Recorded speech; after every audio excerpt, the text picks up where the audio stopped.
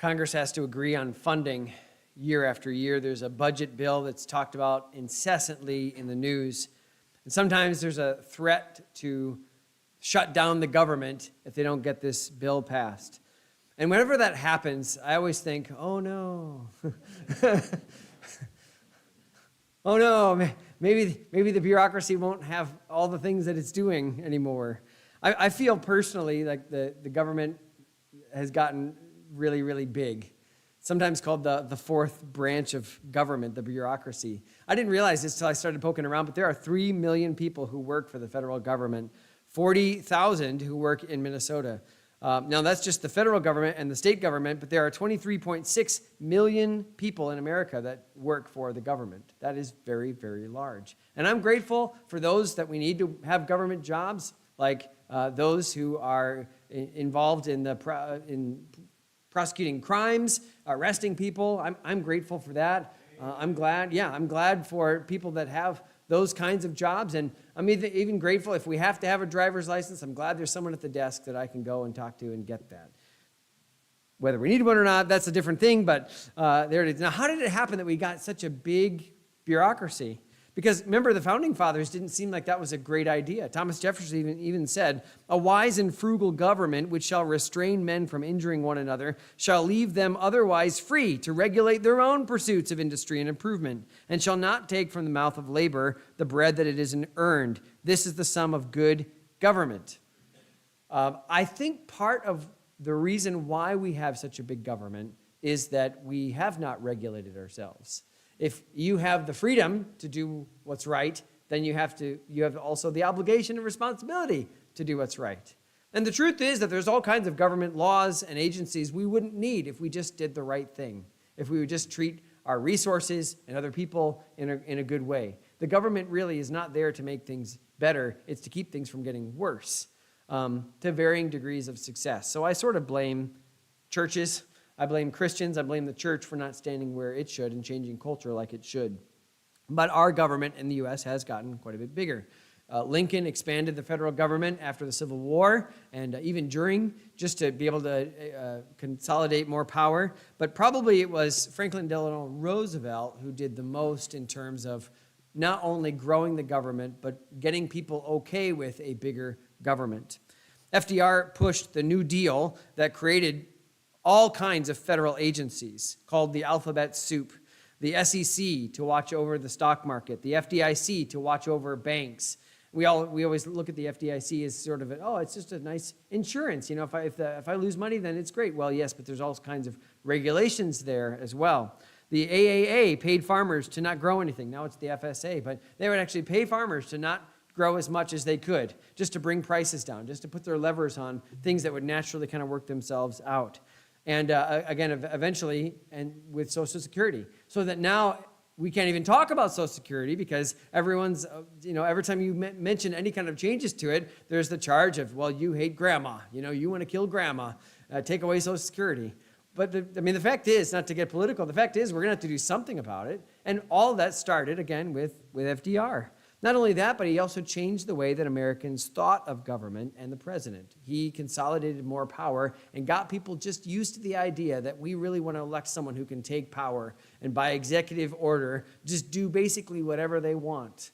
And I'm just, again, not to get political, I just don't like it. FDR threatened the Supreme Court of the United States when they didn't do what he wanted to do, and created the office of a president so he could do more. The president was not meant to be as powerful as he has been, and that is just part of how the government has gotten so big. FDR said, quote, "The liberty of a democracy is not safe if the people tolerate the growth of private power to a point where it becomes stronger than the democratic state itself." And I say, I think it's good that private power is more powerful than the democratic state itself. But that is what FDR was trying to do, was trying to look ahead and try to make changes so that America that he was a part of could be better in the future. And I understand he was dealing with the Great Depression and some pretty corrupt things in government, maybe overcorrected a little bit.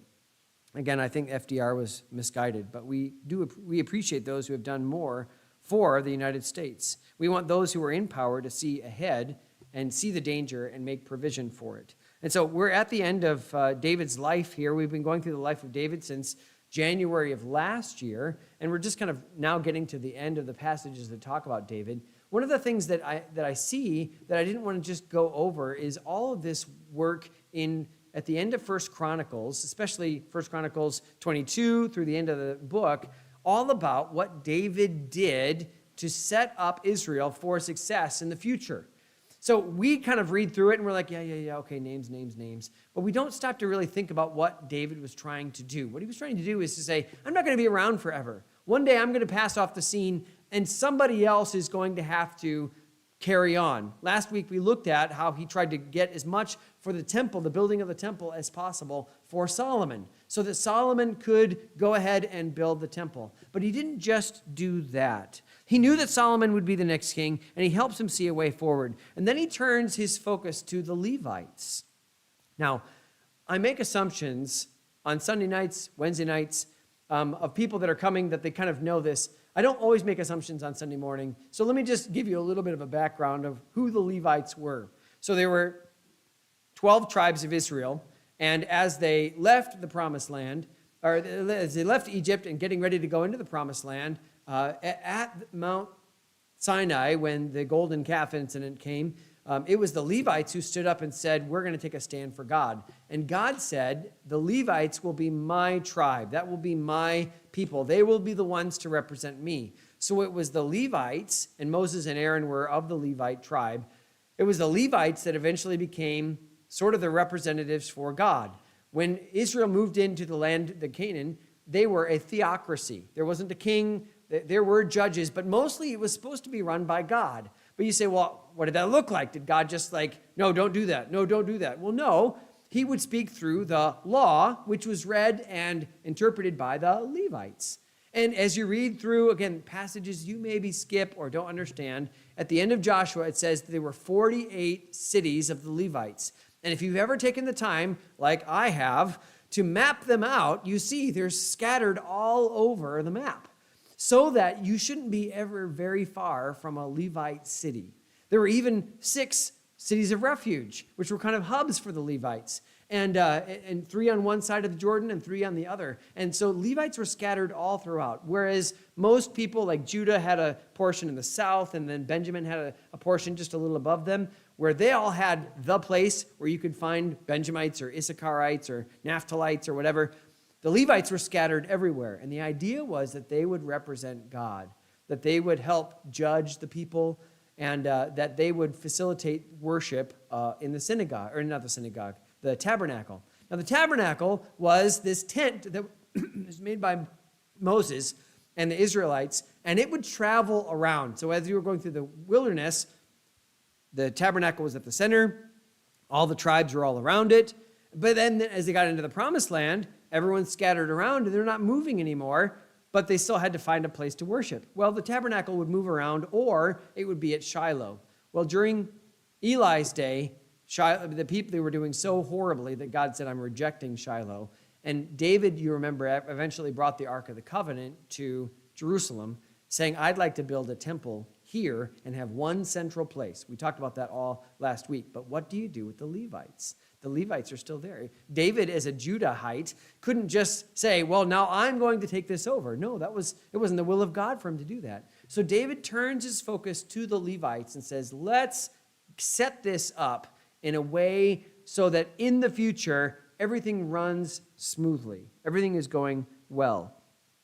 So we read about this in 1st and 2nd Chronicles. Now, one other context piece that I want to tell you is that 1st and 2nd Chronicles, it was specifically written to people coming back from the Babylonian captivity. In 586 BC, Nebuchadnezzar and the Babylonians came in and they destroyed Jerusalem, they destroyed the temple, they took people in exile, but Jeremiah said it's only going to be for 70 years. You read the books of Ezra and Nehemiah, they're coming back to the land. And as they're coming back to the land, these are people largely who have not experienced life under God's rule. They've been living in Babylon. Not that they haven't observed some of the cultural things and some of the dietary laws like Daniel did, but by and large, they're just unaware of what they should be doing. And so 1st and 2nd Chronicles, different from 1st and 2nd Kings, 1st and 2nd Chronicles is written to people coming back from exile to say, this is the way it's supposed to be. We're starting over, and let's start over right. This is the way it should be. So as you read that next time, just read through it with those glasses on. That 1st and 2nd Chronicles is really not just a history, but also sort of this is the way things ought to be. So now he talks about how David set up things for the future in Israel, and it's quite detailed. Honestly, I'm not going to read all the chapters. I like to read as much of the passage as possible, but I'm going to go over 4 chapters with a lot of names. And as you look at, tell me more about these people, the Bible says no. That's all you get, this person's name. They were the head of this course. They were the head of this team, whatever, and that's all you get of them. So what lessons can we learn from this? I want to talk to you about preparing for the future. Like David was getting ready for the future. I want to talk to you about that as well. So first of all, there's an assessment of what is there. Looking at 1 Chronicles 23, verse 1, so when David was old and full of days, he made Solomon his son king over Israel. Verse 2, he gathered together all the princes of Israel with the priests and the Levites. Now the Levites were numbered from the age of 30 years and upward, and their number by their polls, man by man, was 38,000. So David counted who he had. Remember, he tried to do the census. That didn't work. He didn't count the Levites. Joab's like, I'm not doing that. But by their own admission, the Levites had 38,000, roughly, people that were going to serve, that were ready to serve, 38,000. He says in verse number 4, of which 24,000 were set forward the work of the house of the Lord, and 6,000 were officers and judges. So 24,000 of them were ready to help in the temple. They were used to the ceremonies, the lavers, everything like that. They had been working in the tabernacle, and they were ready to go. 6,000 were for officers and judges. They were people that knew the law. They were helping enforce the law. They were kind of scattered throughout, and they were people that would help administrate the law. Then in verse 5, moreover, 4,000 were porters, and 4,000 praised the Lord with instruments which I made, said David, to praise therewith.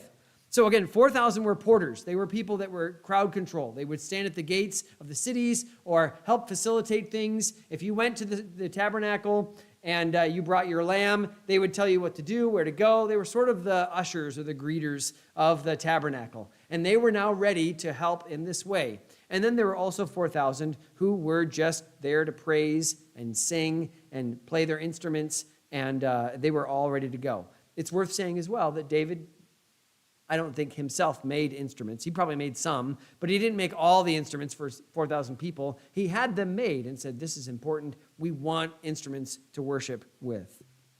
The rest of the chapters are what he did, but we start by saying this is what he found.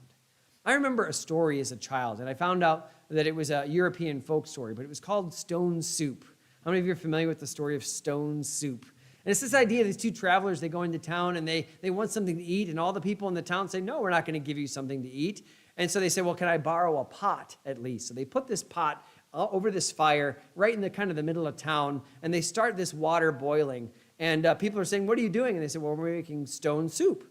So they take great pains to look at these stones. And that's a good one. Let's throw that in the pot. And they start throwing all these stones in the pot to make stone soup. And they're like, oh, if you've never had stone soup, it's delicious. And they take a little taste, and they say, well, it's pretty good, but I could really use some salt and pepper. And somebody says, well, I've got some salt and pepper. I'll come and if it make it taste a little better, I'll put that in there. So they go and they do that, and they stir it up, and they say, oh, this is really good stone soup. It would be better if there were some carrots and potatoes, but we don't have any. Everyone in town said they don't have any, and someone says, well, I maybe have some, so I'll bring that out, and they throw that in the pot, and you know how this goes, right? They bring all kinds of other things, and finally there's this wonderful stew that they have, and then everyone in town gets to taste this stone soup.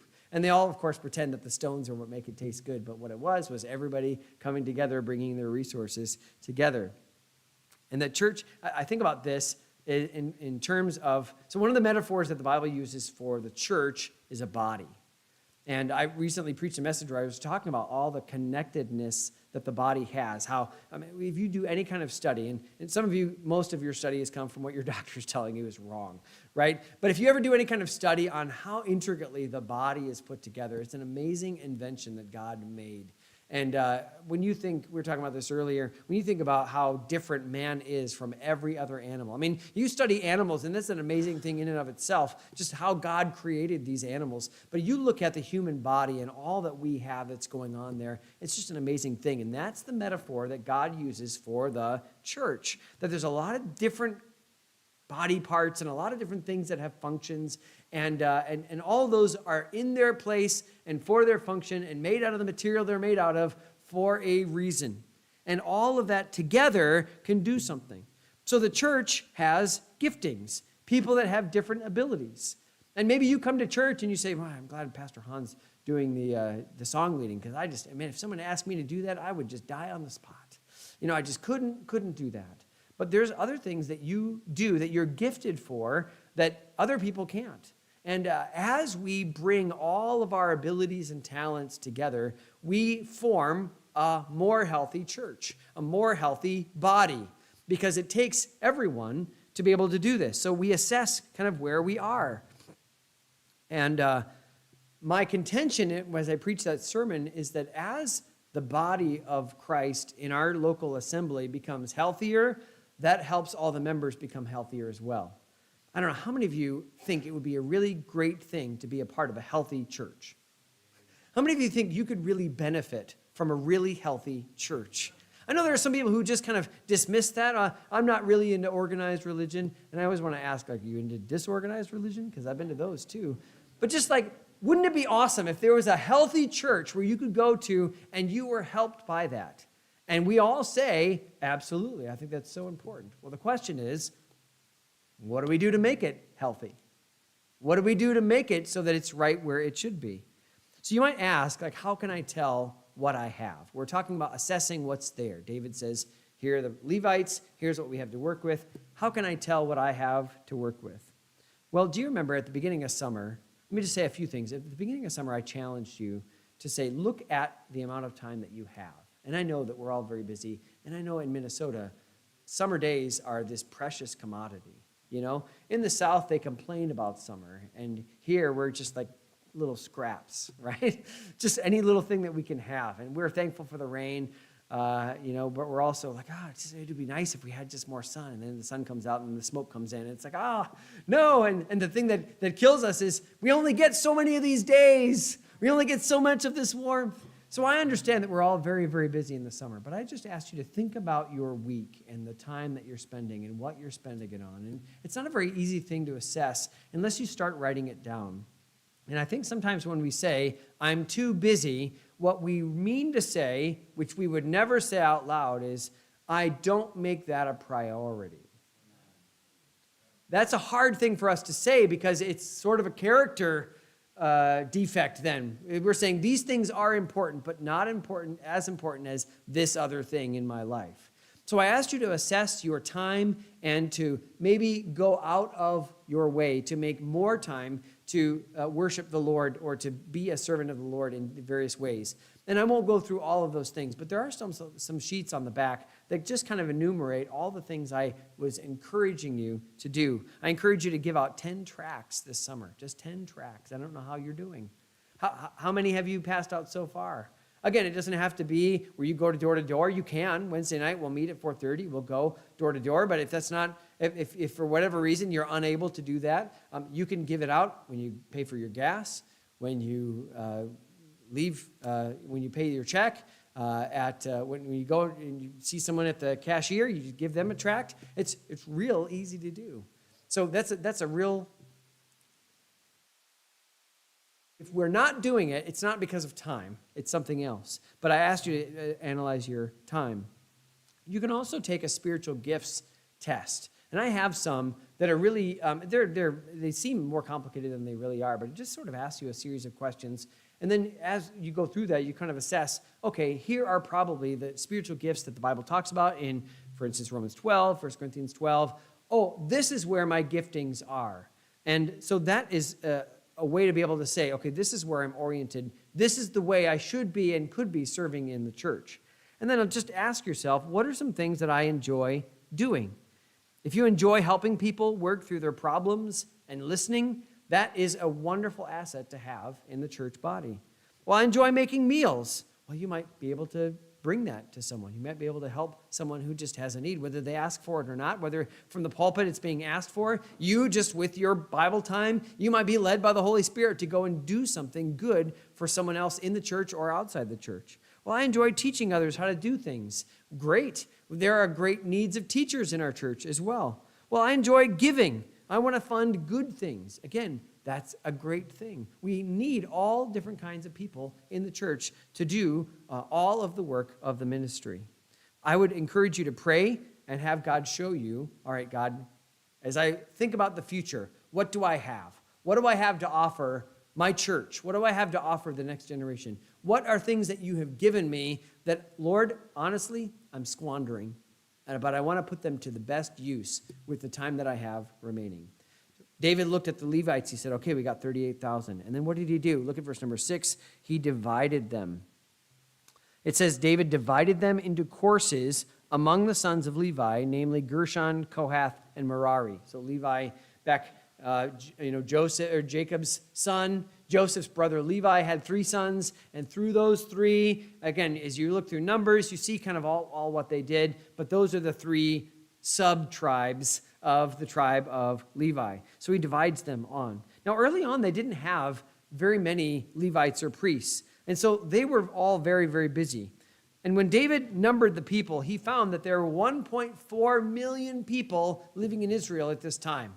That's a lot of people, especially on the Passover, which is only one day of the year. And 1.4 million people with their families are bringing sheep and bulls and goats at any particular time, but especially on the Passover, they're bringing their sheep to be killed. And you just imagine what kind of chaos that was on Passover days, on feast days. And so what they did is they would just call in all these other Levites and say, well, we have to have help here. But sometimes the message didn't get there. Sometimes you didn't know. And so, again, very, very complex. And so look at chapter 23, verse 24. It says, these were the sons of Levi after the house of their fathers, even the chief of the fathers, as they were counted by number of names by their polls, that did the work for the service of the house of the Lord from age of 20 years and upward. For David said, the Lord God of Israel hath given rest unto his people, that they may dwell in Jerusalem forever. And also unto the Levites, they shall no more carry the tabernacle, nor any vessels of it for the service thereof. For by the last words of David, the Levites were numbered from 20 years old and above. Now, what do you need the Levites to do? Oh, what was he asking them to do? Well, look at verse 28. Because their office was to wait on the sons of Aaron, those are the high priests, for the service of the house of the Lord in the courts and in the chambers and in the purifying of all the holy things and the work of the service of the house of God. There was a lot of water. There was a lot of wood. And they had to get wood to stoke the fire. They had to get water for cleansing. And so if you were a Levite, you maybe just had to go, and your time there was just going to the well, getting a bucket of water, bringing it back, putting it in the lavers. Or your job as a Levite was to go out into the woods with an axe, cut down a tree, hack it up, bring that tree back. Maybe, you got a crew of people, and they're just putting wood under the altar so that it stays going. Right? And that's your job. Or you might be the one who's going to go and purify and clean this thing. Because you can imagine 1.4 million people, there's going to be a lot of blood on the ground. I mean, it's a really disgusting thing to think about. Thankful for the blood of Christ. One of the things I'm really thankful for is that we don't have to sacrifice animals. I mean, we're going to have Warnicks come in and clean our carpet at some point. Can you imagine if we had to clean up blood stains? Or we just have tile in here. That'd be awful. I'm glad we don't have to do all that, but you think somebody had to do that. Somebody had to clean all that up. Somebody had to go and make sure that everything was running right. And so some of the Levites weren't doing like the most out there, this is a godly man kind of thing. They were just doing things around the tabernacle and the temple. Not only that, but look at verse 29. Both for the showbread and for the fine flour for meat offering and for the unleavened cakes and for that which is baked in the pan and for that which is fried and for all manner of measure and size. You had some Levites, their job was to bake bread. They would just, because every day you had to put bread out as service to the Lord. You put it on the table of showbread, and every day you'd go and do that, and then you'd take it out, and then there'd be more bread. And it would just be the same thing, just bread every day.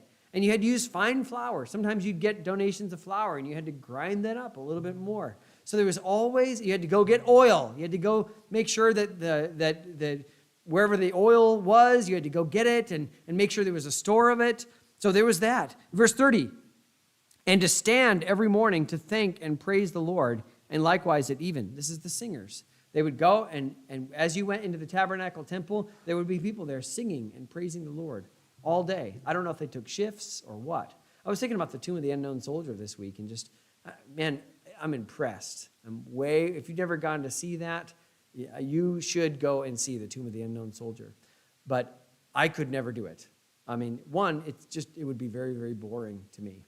And I would be so afraid of making a mistake. There's such discipline in all the steps that they take and the way that they turn. Everything is so regimented. If you went to see it once and you went to see it again, it would be the exact same. That's the impressive part, right? I just couldn't do that. But here are these guys, and I was thinking about the Tomb of the Unknown Soldier and thinking, like, how long do they go? Do they go for an hour at a time or 2 hours? Probably Google knows. I just didn't bother to look it up. But I was looking at that don't right now. I know there's a rabbit. Don't go chase it, please. I know you want to. Right after the sermon, you can. But just imagine going and you have to sing for an hour. You have to sing for half a day. Like, that's a lot of work. That's a lot of work. I get tired just leading singing here. And there were people that was their job. Verse 31, and to offer all burnt sacrifices unto the Lord in the Sabbaths and in the new moons and on the set feasts by number according to the order commanded unto them continually before the Lord, and that they should keep the charge of the tabernacle and the congregation, and of the charge of the holy place, and the charge of the sons of Aaron, their brethren, in the service of the house of the Lord. They were, again, offering sacrifices, and especially on feast days. This was a major, major undertaking. When we think about the temple, we think, oh, yeah, well, it was this thing that just kind of went. No, it didn't just go. It took a lot of people doing their job. And David said, I want to make sure that this is as set up as possible. I'm going to find the people that can do this and do this and do this, and we're going to organize them into courses. I'll talk about what that means in a little bit. But something like that was a major undertaking. And sometimes we have projects we look at and we say, I just don't know where to start. You know, today's the day I'm going to go clean my garage. And you open the garage doors and you look at it and you just close the garage doors. And you're like, you know what? Next Saturday, I'm going to do that. You know, I go into my office. I'm like, I'm going to clean my desk today. And what I mean is I'm going to put this piece of paper away in this file. It just seems so overwhelming.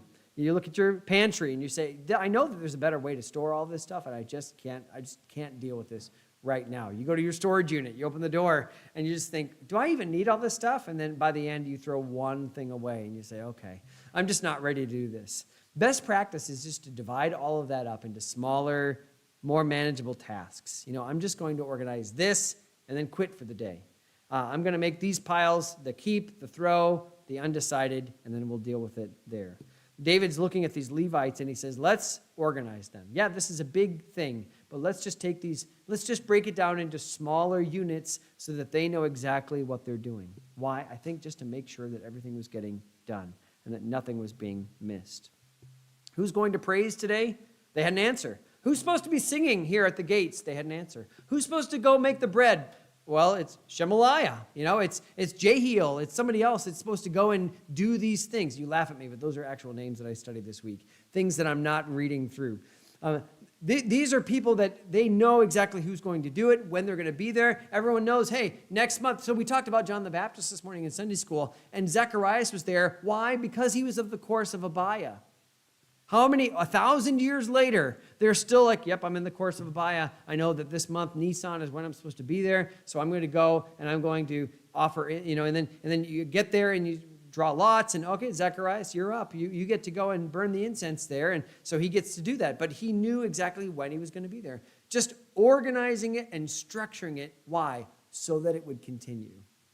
Have you ever had some kind of project where it wasn't very well organized and it just kind of fizzles? Just, if you say, I'm going to build this, but you don't have a plan, it's not going to get built. If you have this thing that's going to get cleaned, but you don't have a plan, it's not going to get cleaned. David says, I got to make sure that we're prepared for the future, that this is the way it's going to be. There's an intention because of work that is done prior. And as you prepare for your future, I want to just have you consider the future of First Baptist Church. We looked earlier in the summer at 135 years of being in Park Rapids. This church has been around for 135 years. And that's not to credit anyone in this church right now, right? Because there's a lot of years that came before us. And even if there was someone who was 100 years old, who was there, from the very, their parents were there from the very, very beginning, it wouldn't be credit to them either. It's all God. It's all the Lord's work. And we're grateful for that. We intend for this church to be a blessing to you and to others. We want to be a lighthouse in our community. We want to continue to be that. And it takes some sacrifice and it takes some giving to make sure that when the Lord comes back, there's still a First Baptist Church of Park Rapids. And again, I think about that not because I'm the pastor, but because I love this church. I've been a member here now for 20 years. And got married in the church. Amy's been here longer than that, and we love this church. I'm the pastor, not because this is my job, but because I love this church. And I want this church to continue, and I want this church to continue to be a blessing to people. I want people to be saved. I want to run into people in town that said, I got saved at that church, or you preached a message and I got saved, and now I'm going to a different church, but at least I got saved. There's something where we're doing something for the Lord. That doesn't happen by accident. We need some people who are just kind of attending, we need you to join. And when you join, you're saying, I'm committing myself to this church.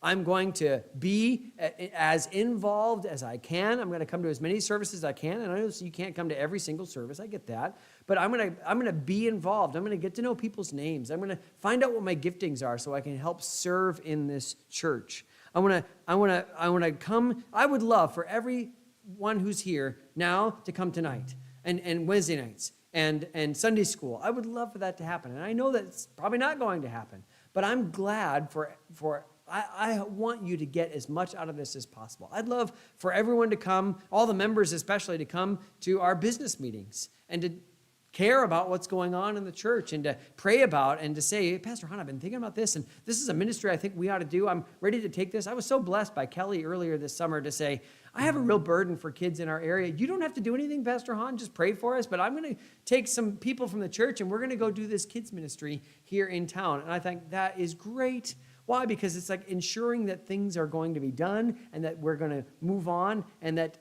we're making a difference in our community.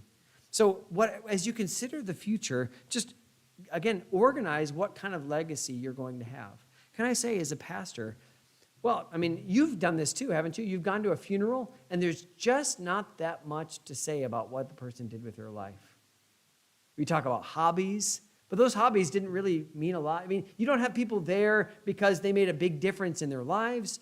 Your people are there to pay respects, maybe because the spouse was important or something, but I want to, when I die and when whoever does my funeral, I want them to be able to point to things that I've done to make a difference in this life. I think every single person, especially Gen Z, they say, I don't want to go out of this world and not made any difference at all, or made a difference to only a handful of people. I'm not looking to be famous. If we have a YouTube channel, and if that blows up, I would be horrified by that, because I'm not preaching to the world. I'm preaching to you. I know that I just want to make a difference here in Park Rapids, but I want to make a difference in Park Rapids.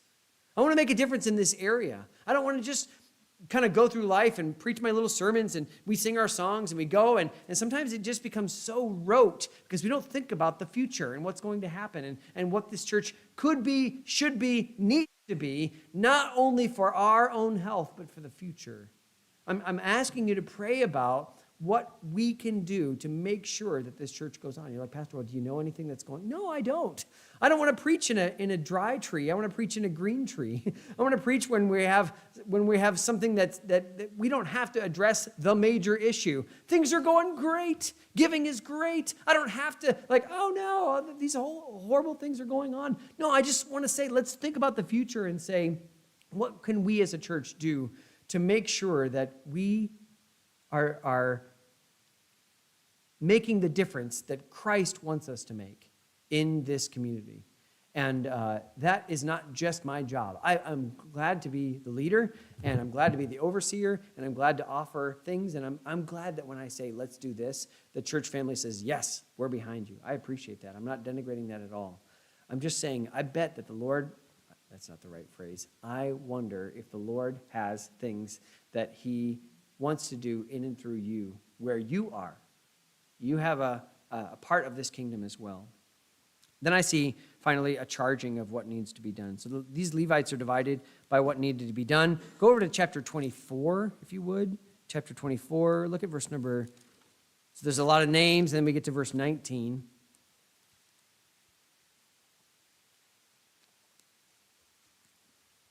These were the orderings of them and their service to come into the house of the Lord according to their manner, under Aaron their father, as the Lord God of Israel had commanded him. So these are people that would serve in the temple. And again, I'm just going right over the names, apologize. But I did a lot of study on this week, and I'm kind of picking out the things that I think are going to be the most, where we're not just talking about people that we don't know anything about. But the names that were mentioned earlier, those were people that were in the service to come into the house of the Lord. Then look at chapter 25, verse number 1. Moreover, David and the captains of the host separated to the service of the sons of Asaph and of Heman and of Jeduthun, who should prophesy with harps and with psalteries and with cymbals. The number of the workmen according to their service was, and then it goes through all these people that were ordered to prophesy and sing and give thanks and play harps. As you look through this list, it just says these are people that were going to play harps in the temple. Look at verse number 5. All these were the sons of Heman, the king's seer, in the words of God to lift up the horn. And God gave to Heman 14 sons and 3 daughters.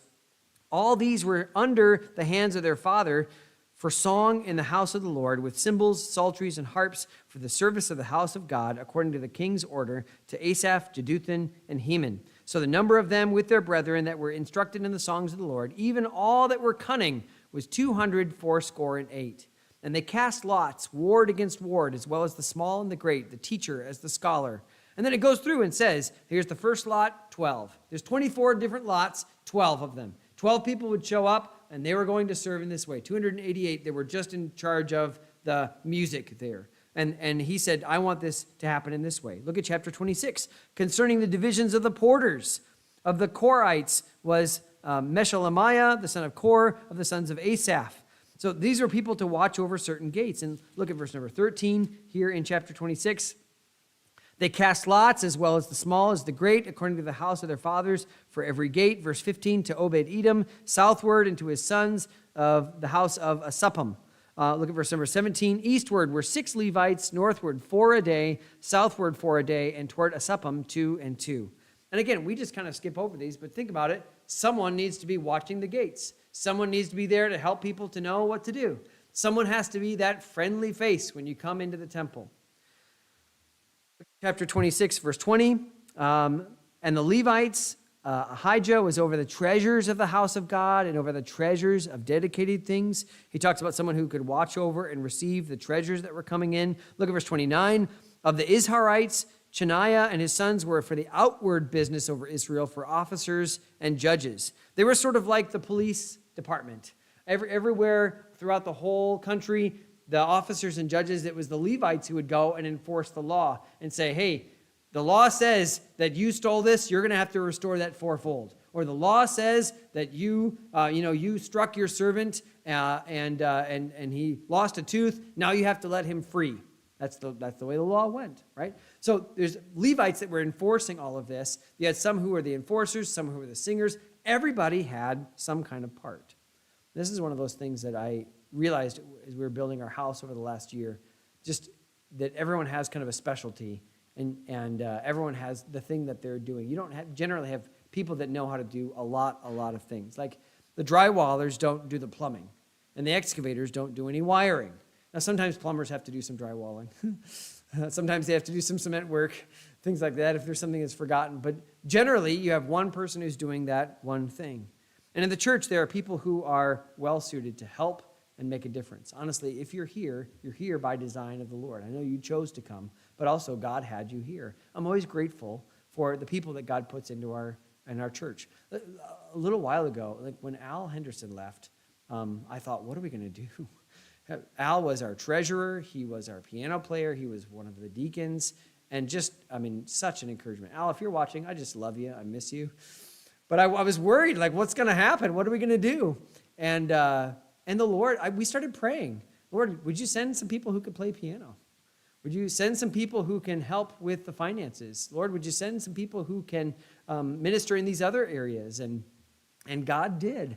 I'm always grateful for the people that God brings into the church. And if someone decides I'm not going to be a part of this church anymore, I take that from the Lord as well. I go after them. If there's anything I can do, I will. But I just take it as the Lord is the one bringing people in and taking people out. And that God, I'm not trying to say just laissez whatever. It doesn't matter. I'm just saying God's the one that puts the church together. And so sometimes it's good for us just to pray through that and say, God, we need more people like this, or God, we need this kind of thing. And I'm doing a lot more praying about that because I realize that it's God that does that. I don't know when we knock on someone's door, they get saved. Maybe they're going to be the next song leader. They're going to be a deacon in years. I don't know.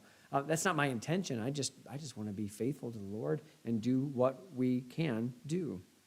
So in your own preparation, just to think about, what can I do to help this church grow? What can I do to help this church be more healthy? I know I'm not asking you to do things that you absolutely cannot do. There's a gifting there. And sometimes we work in our giftings, and sometimes we work out of our giftings. That's one of the things about VBS that I love is all the people that know how to do this and that, they go do those things. And if someone isn't a good fit or they just don't feel like that's really their thing, we try to find the thing that is their thing so that they can do it. And I'm grateful. I'm never more impressed with the body analogy than something like a VBS where everyone's doing the thing that's in their strength. I think it's wonderful to work in your strength. Sometimes you have to work outside of it. I'm not saying don't. But I'm just saying there are a lot of things that we as a church could be doing, should be doing, and we're just not yet. Maybe we need to pray that some people would come in to the church, maybe move here and join. Maybe it's just that we need to pray that people would find their niche and their giftings and be able to serve. But as the church gets older, as we in the church get older, younger people are coming in, people are moving in, moving away. The church always looks different. You're away from the church for just a little while, you come back and it's, wow, everything looks so different. And I appreciate that. I think it's an okay thing to acknowledge, but it's also, what is God doing in all of that? And that's the question I'm always asking. So what kind of people is God looking for? Well, we have, again, what we mentioned, people that were serving in the temple. Those are people that can persevere. Those are people that are patient. Those are people that are not going to get offended easily, people that are just going to say, this is my job in the church, and I'm going to just continue with that. We have people that are praisers. Now, you think about people that praised and learn instruments. So how many of you have ever learned an instrument before? I'm not asking you to join the orchestra. I'm just saying in the past somewhere you learned some instrument. It's a hard work, isn't it? It's a lot of self-discipline. I had to learn the clarinet, and it was really tough. All that practicing I had to do, it was a lot of self-discipline lessons and everything. And I've tried taking piano lessons, and I just realized, like, my brain cannot do two things at once. I just can't. I'm just not wired for it. And maybe if I practiced more, I could, but so I just appreciate the self-discipline, and especially back then when their instruments were pretty just kind of crude, right? There wasn't a lot to them like there are today. There isn't like music notes that you can follow. They just had to practice and be self-disciplined. And we need people in the church that can be self-disciplined, who can learn how to do some things. The porters were people that were aware and discerning, people who can watch out for our church, people who can be a friendly face in our church. Maybe you're going to be a porter. You're going to be someone who's just, I'm going to make it my mission to make sure that people that are coming in feel welcome and know that this is a friendly church, and maybe I'll have a chance to give them the gospel, but at least I want them to I'm going to do my part to try to come back. Then you have the overseers of the treasurers, people that have integrity and trustworthiness. We need people that can be trusted with the things that we're doing in the church, with the finances and other things, and I'm grateful for the people that we have. Then you have a judge or an overseer, someone who's wise and just, someone who's able to keep the peace.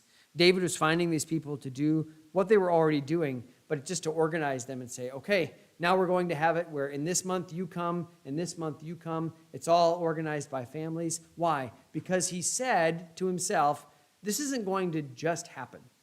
Solomon's going to build the temple and everyone just is going to know what they're supposed to do. No, we have to organize it. And as we think about preparations and as we think about the future and as you think about the rest of your life, however long you have, what can you do to increase and to perpetuate that legacy that you have already, the things that we're doing here in this church, again, specifically here